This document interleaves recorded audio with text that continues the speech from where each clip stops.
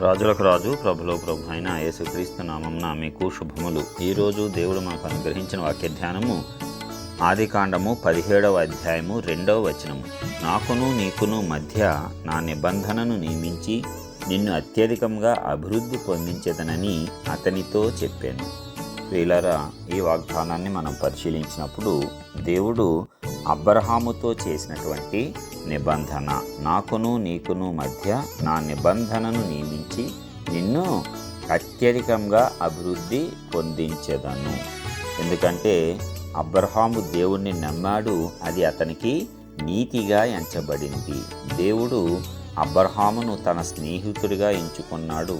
సమస్త విషయాలలో అబ్రహాముతో తోడుగా ఉండి, అలాగే అబ్రహామును పరీక్షించి పరిశోధించి అనేకమైనటువంటి పరిస్థితుల గుండా అబ్రహామును తీసుకొని వచ్చి అతనిలో విశ్వాసాన్ని పెంపొందించి సంపూర్ణంగా దేవుని మీద ఆధారపడేటువంటి వానిగా దేవుడు అబ్రహామును తుదకు మార్చాడు. మరి అబ్రహాము మొదట అవిశ్వాసములోను మొదట భయములోను ఉండి కూడా దేవుణ్ణి నమ్ముకుంటూ తన యొక్క యాత్రను ముందుకే కొనసాగించాడు తప్పిస్తే ఎట్టి పరిస్థితుల్లోనూ వెనక్కు వెళ్ళిపోలేదు. దేవుడు చెప్పిన ఏ పని అయినా కాదనకుండా అబ్రహాము చేసి ఉన్నాడు. దేవునికి సంపూర్తిగా లోబడినటువంటి వ్యక్తిగా మనం అబ్రహామును చూడవచ్చు. ఏ పరిస్థితుల్లో కూడా దేవుడు ఎందుకు ఇలాగ చేస్తావు అనేటువంటి రీతిగా అబ్రహామును కూడా ప్రశ్నించడం మనము చూడలేదు. అందుకే అబ్రహాము సంపూర్ణంగా దేవునికి విధేయుడు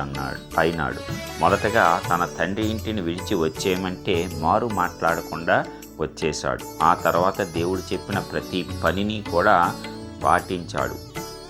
అయితే మధ్యలో అవిశ్వాసంతో కొన్ని పొరపాట్లు చేసినా సరే దేవుడు కొంచెం ఆలస్యం చేశాడు తప్పిస్తే అందులో కూడా అబ్రహాము దేవుణ్ణి విడిచిపెట్టి వెనక్కి వెళ్ళిపోలేదు. తన కుమారుని విషయంలో కూడా దేవుడు నన్ను వెనక్కి వెళ్ళొద్దన్నాడు కాబట్టి నేను మరలా తిరిగి నా బంధువుల ఇంటికి వెళ్ళను, నా కుమారుణ్ణి కూడా పంపించను అనేటువంటి విశ్వాసంలోనికి అబ్రహాం వెళ్ళిపోయాడు. అలాగే లేక కలిగినటువంటి కుమారుణ్ణి దేవుడు తనకు బలిగా ఇమ్మని అడిగినప్పుడు అబ్రహాము దానిని కూడా ఇవ్వటానికి సిద్ధపడ్డాడు. అంటే అక్కడ దేవుడు హృదయాన్ని పరిశీలించాడు. యథార్థమైనటువంటి హృదయంతో నన్ను ఆరాధిస్తున్నాడా లేక పెదవులతో నన్ను ఆరాధిస్తున్నాడా అని అబ్రహామును పరిశీలించినప్పుడు అబ్రహాము ఆ యొక్క పరీక్షను గెలిచి విశ్వాసులకు తండ్రి అయిపోయాడు. అందుకే దేవుడే తన తోడు అని ఒట్టు పెట్టుకొని అబ్రహాముకు ప్రమాణం చేసి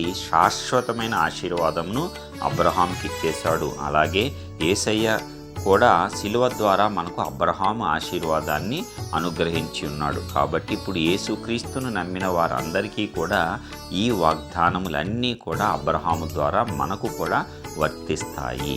దానిని బట్టే ఇక్కడ దేవుడు చేసినటువంటి వాగ్దానము నిబంధన ఆ నిబంధనను నియమించి అత్యధికంగా అభివృద్ధి పొందిస్తానని దేవుడు అబ్రహాముకు ప్రమాణం చేశాడు. మాట తప్పనటువంటి దేవుడు. భూమిలో ఉన్న సకల వంశములు సకల జాతులు అబ్రహాము వల్ల మాత్రమే ఆశీర్వదింపబడతాయని కూడా దేవుడు స్పష్టంగా సెలవిచ్చాడు. కాబట్టి ఇదే అబ్రహాం ఆశీర్వాదాన్ని యేసయ్య తన శిలువలో మరణించడం ద్వారా ఆయనను అంగీకరించిన అందరికీ కూడా ఉచితంగా అనుగ్రహించాడు. ఇప్పుడు మన తలలపైన కూడా అబ్రహాం ఆశీర్వాదము పనిచేస్తుంది. అత్యధికమైన దీర్ఘాయువుతోనూ అత్యధికమైన ఐశ్వర్యంతోనూ మనము విశ్వాసంతో కూడి దేవునితో నడుచుట అబ్రహాము ఆశీర్వాదము. దీనిని మనమందరము కూడా పొందుకొని దేవుని నామాన్ని అబ్రహాములాగా ఘనపరుద్దాము. ప్రార్థిద్దాం. సర్వోన్నతుడైన గొప్ప తండ్రి, ఈ యొక్క ఘనమైన నామానికి వందనాలు చెల్లిస్తున్నాం. ఎప్పటివరకు అద్భుత రీతిలో కాపాడి ఉన్నారు.